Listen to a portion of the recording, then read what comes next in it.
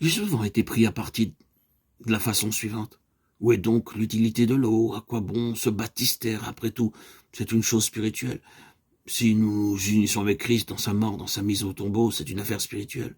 L'eau n'y est pour rien. C'est en esprit que nous réalisons la chose. L'eau est donc bien superflue.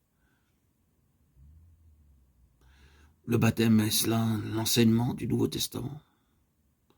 Le Nouveau Testament nous enseigne au contraire que c'est cette manière-là qui représente la pensée du Seigneur. S'il est vrai que l'eau n'a aucune vertu en elle-même, qu'elle n'est pour rien dans le résultat spirituel, dans ce sens qu'elle ne saurait éliminer notre vieille nature et que, dès l'instant où nous disparaissons sous les eaux, ça ne veut pas dire que nous disparaissions à tout jamais. Néanmoins, c'est le moyen de rendre un témoignage. Nous attestons qu'en ce qui nous concerne, en tant que nous sommes une partie intégrante de ce vieil organisme, de cette ancienne création, nous disparaissons avec elle, loin de la face de Dieu. Je ne me fais pas ici l'avocat d'une manière de faire. Je dis simplement que c'est là une image, mais que le Seigneur nous l'a donnée pour nous permettre de rendre témoignage à une grande réalité spirituelle. Mais ce témoignage, il le demande. Il est inséparable du grand fait chrétien. Et il a partie liée avec l'universalité de Christ et de son œuvre.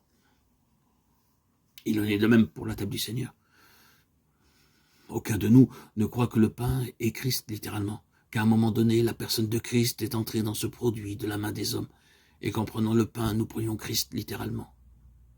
Nous ne croyons pas davantage que le vin va se trouver changé et devenir le sang de Jésus-Christ, et que nous allons vraiment le boire. Cela étant, nous pourrions discuter, comme on ne manque pas de le faire, et sous prétexte que c'est spirituellement que nous recevons la vie de Christ, prétendre que ces symboles sont superflus. Vraiment. La parole est jusqu'à ce qu'il vienne. Le Seigneur requiert de nous la représentation sur la terre d'un ordre de choses célestes, d'une réalité céleste. La chose en elle-même n'est rien. Ce qui est quelque chose, c'est l'esprit qui est dans le témoignage qu'on rend.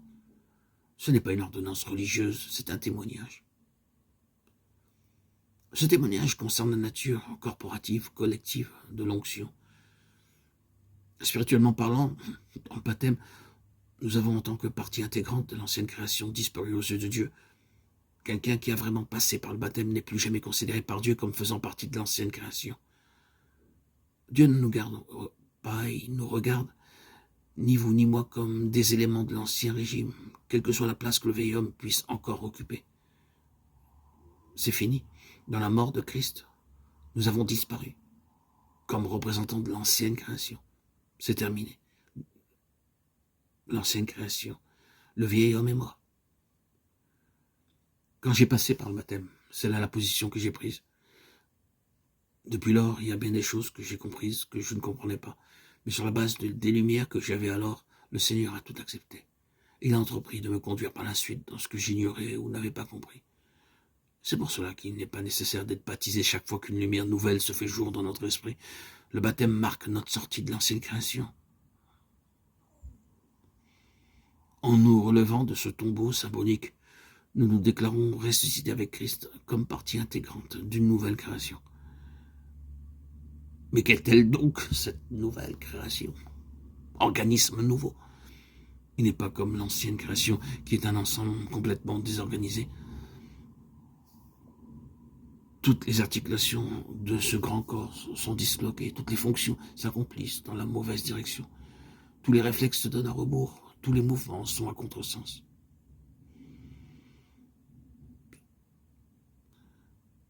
Moi-même, je me souviens, il y a maintenant plus de 5 ans et demi, quand j'ai été baptisé le 26 septembre 2019, ce fut pour moi un miracle, une nouveauté.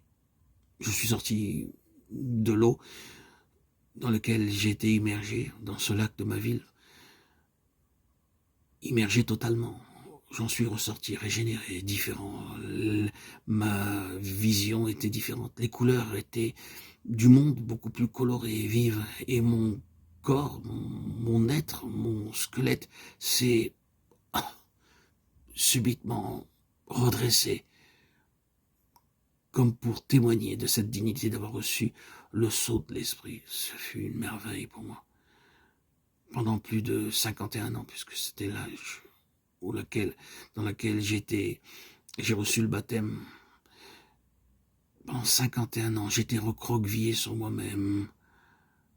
Si je reviens en arrière et je me rappelle de ce qui a été cette personne, cet Arnaud, qui était pendant près de 51 ans, sans aucun sens, sans aucun ancrage dans la vie, perdu un peu partout, bipolaire depuis mes 17 ans où je ne savais pas où j'en étais, avec des crises existentielles répétées, avec des hôpitaux, des médicaments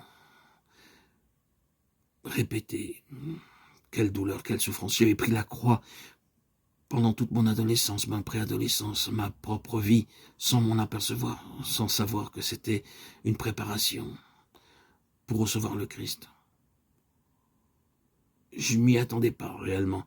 Le baptême pour moi était une nouvelle page, une nouvelle vie.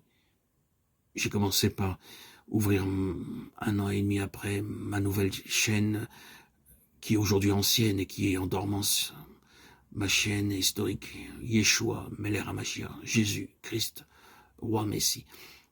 Après 106 000 vidéos, 106 000 publications sur cette chaîne historique, j'ai décidé de tourner la page, passer à autre chose. Mais non, l'Esprit était toujours là. L'Esprit Saint, 2 jours après, me dit de reprendre une nouvelle chaîne. Je ne sais pas encore si aujourd'hui c'est l'Esprit Saint qui m'a poussé à continuer à témoigner. Et c'est sur cette chaîne, Arnaud Joseph, je ne sais pas comment se terminera cette histoire, sur cette chaîne, Arnaud Joseph, que je témoigne encore et encore sur cette merveille, ce miracle, ce sublime moment où je suis sorti de l'eau et j'ai vécu, c'était plus de l'ordre des sensations humaines, des émotions humaines. C'était divin, tout simplement divin. J'étais une nouvelle créature. C'est ce qui m'a poussé à continuer, à avancer. Aujourd'hui encore, l'Esprit Saint est là, et j'en témoigne.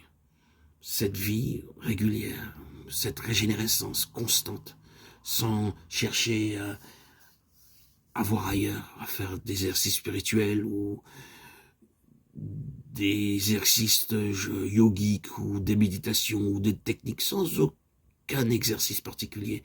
L'Esprit Saint est là, et il me régénère, jour après jour, quotidiennement, semaine après semaine. Je suis, en fait, pas seulement une nouvelle création, une créature nouvelle, mais constamment, en permanence, cette créature nouvelle est surprise de ce que l'ancienne, celle d'hier, est déjà morte. C'est une merveille. C'est une merveille. Vivre le baptême, vivre dans cette présence de Dieu. Est-ce vraiment Dieu? Est-ce le reflet de Dieu, le rayonnement de Dieu, ou est-ce Dieu lui-même? Je ne saurais l'expliquer, mais vivre de cette présence puissante qui nous anime constamment, qui m'anime en permanence, c'est ma joie. C'est ce qui me pousse toujours à continuer et à avancer. Cette force où Dieu, comme une marionnette, t'emmène là où il veut, quand il veut. Je lui appartiens. Il a saisi mon cœur. Je suis à lui. Bon. Si, ici, c'est un des nombreux témoignages qui me tient à cœur et que je ne m'attendais pas à vous en parler. Mais c'est une merveille. Heureux celui qui a été baptisé. Heureux celui qui a mis sa foi en Christ.